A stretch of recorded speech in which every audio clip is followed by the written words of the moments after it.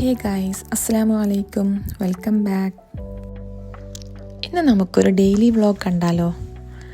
അപ്പോൾ ഞാനിന്നൊരു ഡെയിലി വ്ളോഗുമായിട്ടാണ് വന്നിരിക്കുന്നത്. ഇന്നത്തെ ബ്രേക്ക്ഫാസ്റ്റ് മസാല ദോശയാണ്. അപ്പോൾ അതിൻ്റെ പ്രിപ്പറേഷനാണ് നിങ്ങളിപ്പോൾ കണ്ടുകൊണ്ടിരിക്കുന്നത്. ചട്നി ഉണ്ടാക്കിയപ്പോൾ കുറച്ച് തിക്കായിപ്പോയി, അപ്പോൾ കുറച്ചുകൂടി വെള്ളം ചേർത്തിട്ട് ലൂസാക്കുകയാണ് ചെയ്യുന്നത്. അപ്പോൾ 2 ചട്നിയും കൂടി ഉണ്ടാക്കുന്നുണ്ട്.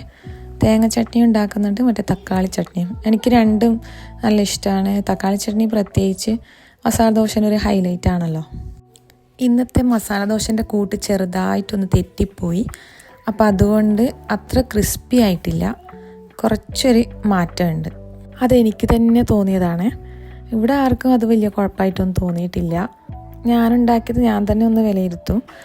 അപ്പോൾ അങ്ങനെ എനിക്ക് തോന്നി, മുമ്പ് ഉള്ളതിനേക്കാളും കുറച്ച് ക്രിസ്പ്നെസ് കുറവുള്ളതുപോലെ തോന്നി.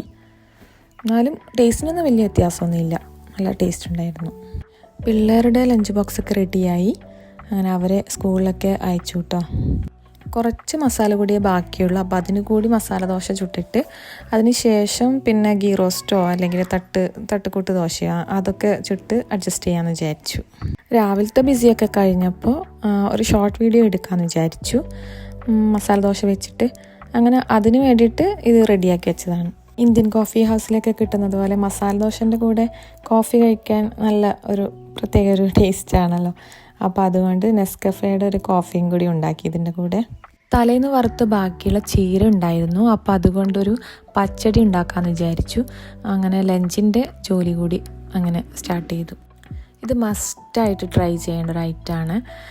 ചീരയൊക്കെ വറുത്തിട്ടൊക്കെ അത്ര ഇഷ്ടമില്ലാത്തവർക്ക് ഇതുപോലെ പച്ചടിയാക്കുകയാണെങ്കിൽ പ്രത്യേക ഒരു ടേസ്റ്റാണ്. നല്ലൊരു വെറൈറ്റി ഡിഷാണിത്. എന്തായാലും ട്രൈ ചെയ്ത് നോക്കണം. ഞാനിതിൻ്റെ ഷോർട്ട് വീഡിയോ ഇട്ടിട്ടുണ്ട്, ഇതിൻ്റെ റെസിപ്പി ഉള്ളത്. കളറ് തന്നെ കണ്ടോ, ഇതിൻ്റെ നല്ലൊരു പേർപ്പിൾ കളറാണ്. കുറച്ചുകൂടി കളറുണ്ട്, പക്ഷേ ഇതിൽ കാണുമ്പോൾ അത്ര കളറ് തോന്നുന്നില്ല. നേരിട്ട് കാണുമ്പോൾ കുറച്ചുകൂടി കളറുണ്ട്. നല്ല ടേസ്റ്റ് ഉണ്ടായിരുന്നു. ഇതെന്തായാലും ട്രൈ ചെയ്ത് നോക്കണം എല്ലാവരും. അങ്ങനെ പപ്പടമൊക്കെ കാച്ചി വെച്ചു. കറി നേരത്തെ ഉണ്ടാക്കിയതായതുകൊണ്ട് അത് വീഡിയോ എടുക്കാൻ പറ്റിയിട്ടില്ല, ഞാൻ മറന്നുപോയി ആക്ച്വലി. കറിയിൽ പ്രത്യേകിച്ചൊന്നും കാണാനൊന്നുമില്ല. ചെറുപയർ കറിയാണ് തേങ്ങ അരച്ച് വെച്ചിട്ടുള്ളത്.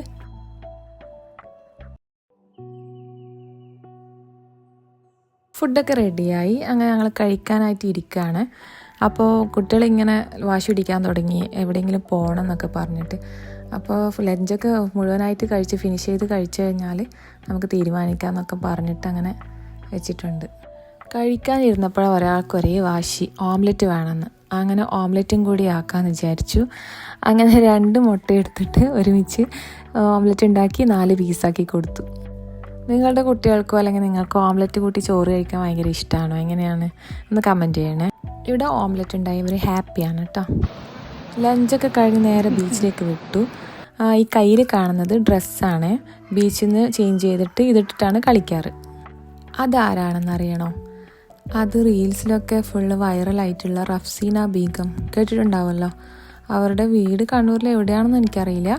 അപ്പോൾ അവിടെ ബീച്ചിൽ കണ്ടപ്പോൾ ഞങ്ങൾക്കൊന്ന് പരിചയപ്പെടണമെന്നുണ്ടായിരുന്നു എനിക്ക്, പക്ഷെ അടുത്ത് കിട്ടിയില്ല. ലൊട്ടക്കച്ചും കുറച്ചുകൊണ്ട് ഞാനിവിടെ ഇരുന്നിട്ട് സൺസെറ്റൊക്കെ കണ്ടുകൊണ്ടിരിക്കുക. അവരാണെങ്കിൽ അവിടെ ഫുട്ബോൾ കളിച്ചുകൊണ്ടിരിക്കുകയാണ്.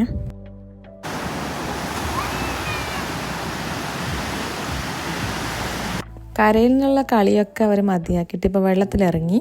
അപ്പോൾ ചെറിയാക്കും കൂടി പോകണമെന്നുണ്ട്, പക്ഷെ പേടിയുണ്ട്. ഞാൻ അവിടെ കൊണ്ടിരുത്തി. അങ്ങനെ അവരുടെ അടുത്ത് തന്നെ കൊണ്ടുപോയി ഇരുത്തി. ഞാനും കൂടെ പോകണം, അവന് നല്ല പേടിയുണ്ടായിരുന്നു. അങ്ങനെ ഇതൊക്കെ കൊണ്ടാണ് ഇവർ വന്നു കഴിഞ്ഞാൽ എന്തായാലും ബീച്ചിലൊക്കെ കയറി നല്ലവണ്ണം മണ്ണൊക്കെ ആക്കും. അപ്പോൾ അതും കൊണ്ട് അങ്ങനെ പോകാൻ കഴിയില്ലല്ലോ. അതുകൊണ്ടാണ് വേറെ ഡ്രസ്സ് എടുത്തിട്ട് വരുന്നത്. ഫുൾ അഴുക്കായ ഡ്രസ്സ് ഇട്ട് എങ്ങനെ പോകാനാ? അതുകൊണ്ട് എപ്പോഴും ഞാൻ വരുമ്പോൾ ബീച്ചിൽ വരുമ്പോൾ ഇതുപോലെ ഡ്രസ്സ് വേറെ കരുതും. നല്ലവണ്ണം കളിച്ചപ്പോൾ പിള്ളേർക്ക് വിശക്കാൻ തുടങ്ങി. അപ്പോൾ ഷെയ്ന് പറഞ്ഞു മോമോസ് വേണമെന്ന്. അങ്ങനെ ഞങ്ങൾ അതിഥി തൊഴിലാളിയുടെ ഒരു ഷോപ്പിൽ കയറി അവിടെ നിന്ന് മോമോസ് കഴിക്കാൻ വിചാരിച്ചു. കാണുമ്പോൾ കുറച്ച് ഹൈജീനിക്കാണ്.